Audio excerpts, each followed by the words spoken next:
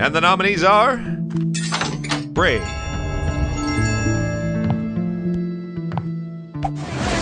Burnout Paradise,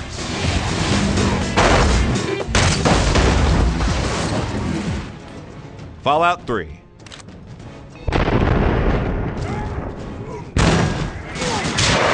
Grand Theft Auto 4,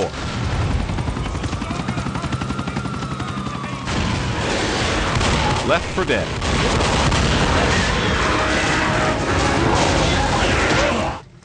Metal Gear Solid 4, Guns of the Patriots, They had to pull their goalie, an easy NHL 09, 6 target to shoot at. These guys were in a hole. Now they're in a gorge. No More Heroes,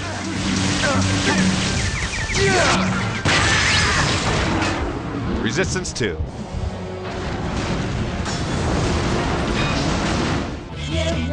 The World Ends With You, It's all new!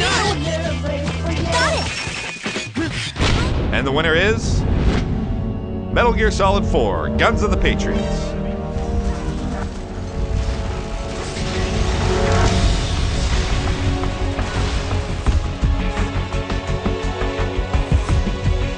So the best game of 2008 is definitely Metal Gear Solid 4, Guns of the Patriots. In every sense, Metal Gear 4 delivers. From a great story to outstanding graphics, incredible sound design, great bosses, everything. Metal Gear Solid 4 is all about a series of incredible moments. This is the game that people are going to remember. It's fantastic.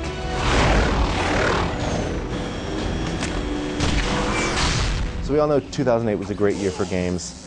Some of the best games of all time were released this year, but Metal Gear trumps them, in my opinion, because it finds a perfect harmony between gameplay and storytelling. A lot of people complain that, you know, Metal Gear Solid 4 is just a movie. I watch it as much as I play it.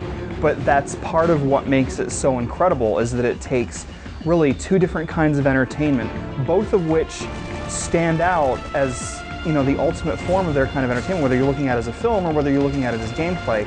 But the gameplay is absolutely incredible, and the storytelling is fantastic as well. And the fact that they can be combined into one seamless entity to the point where you're not even sure what kind of entertainment you're participating in, that's something really extraordinary. Laugh with me!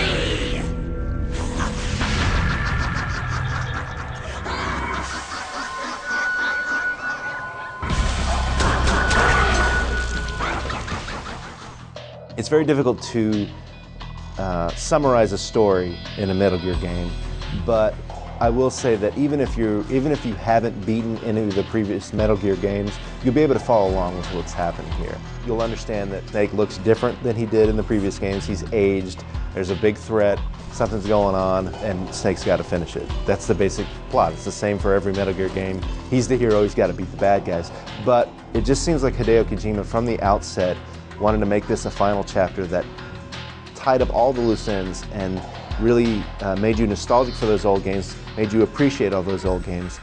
There's something to be said for the entire narrative of the Metal Gear series coming to a close.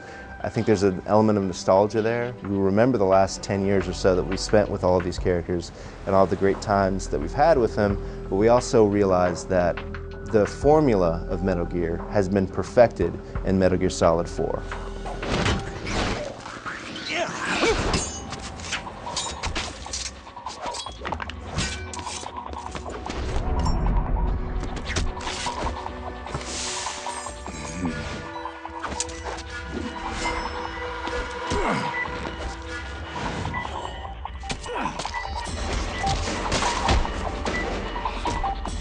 I think that it all comes down to how well the storytelling has been integrated into the gameplay.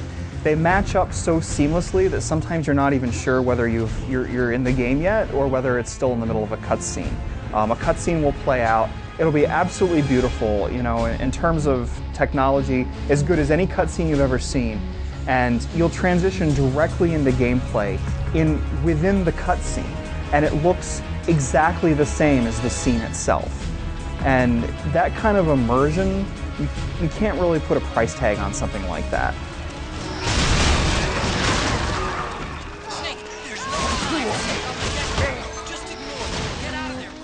There's so many great moments in Metal Gear Solid 4, and I don't want to give away too many spoilers, but if you haven't beaten this game, go do it now. We'll talk after you're done.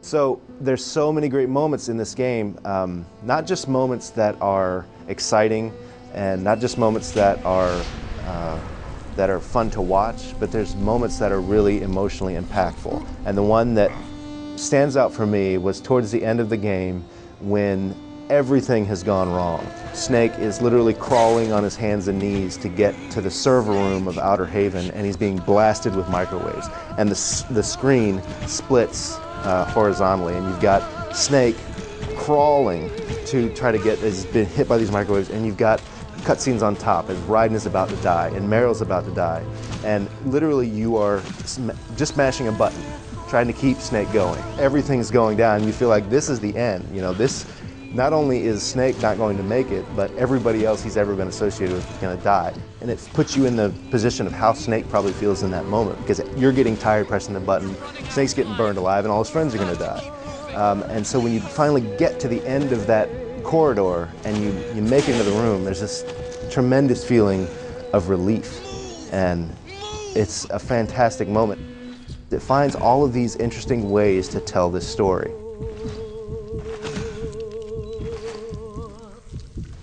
My favorite part is fighting Vamp in split screen, because there's this whole, spoiler warning, there's this whole sequence where Raiden and Vamp are fighting each other on one side of the screen, where you're actually taking part in combat on the other. And the whole thing is incredibly epic. You need to stay alive as long as you need to while their fight takes place. And the whole thing is epic, and to me kind of represents what Metal Gear Solid 4 does best. You have an incredibly cinematic sequence happening on one side of the screen, where you're making your own cinematic sequence on the other side of the screen. Together they come into an experience that I don't think any game has really ever approached.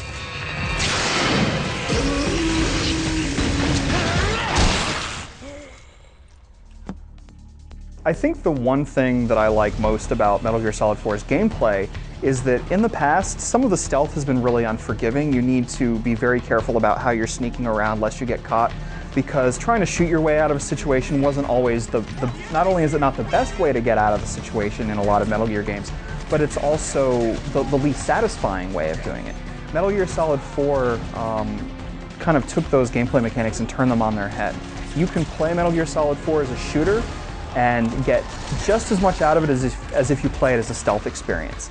And more so, if you get caught in stealth, you have a way out of that that doesn't feel awkward. You know, the shooting no longer feels awkward. It feels really good, it feels intuitive, and if you want to go through the whole game playing it as a shooter, you can do that and you can get a great experience out of it. There's just so many different ways of handling every situation. So if you like guns, shoot your way out, it feels fantastic. If you like stealth, it feels as good as it ever has in a Metal Gear game. Put them both together and you have a game where both mechanics feel fantastic without one getting the short end of the stick. The best part about Metal Gear is it always keeps you guessing. When all is said and done, when you remember the most incredible moments of 2008, you're going to look back at other games and not even remember anything real specific that happened in that game. Or you'll think, wow, that was a great game, but I can't really tell you off the top of my head what made it so great. With Metal Gear Solid 4, I can start with one sequence, and then I throw in another, and I throw in another, and I throw in another, and I think, this one thing isn't just the most memorable moment of 2008. This whole game was full of 2008's most incredible moments. And I think that's what makes Metal Gear Solid 4 the best game of 2008. Metal Gear Solid 4, Guns of the Patriots, by far the best game of 2008. Snake! What happened? Snake?